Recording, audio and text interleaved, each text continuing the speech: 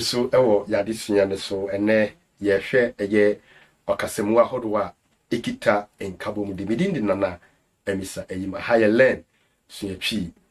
yenkonkwaje yebe na afi yemfa eye adesua no enhihye so ene vibe de ma no eye ahwenepa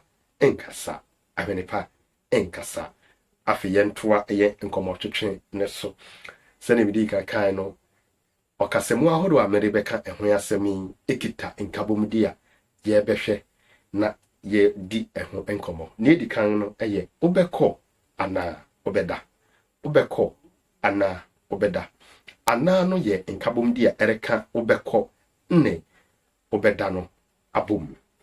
ne etoso ebien eye urinya bi gise utua sika no urinya bi gise utua sika no gise no ereka urinya bi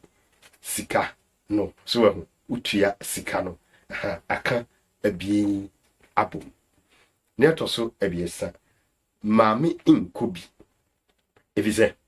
oni ho maame inkobi efise oni ho efise no eye Nkabomde a ereka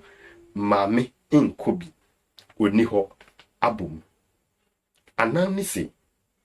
jai nachidi na hweme jai nachidi na hweme nano eye Nkabomde a ereka jai nachidi hweme abom jai nachidi unse eye okasemu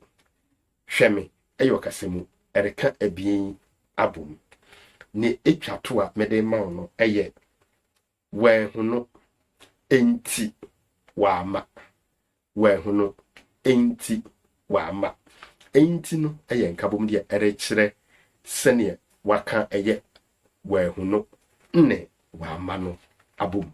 yabeto aso edi nkomo midindi nana emisa eyima high learn suyachi yankoso ani suyachi ebisa ha ene wo ene papa edema bye bye.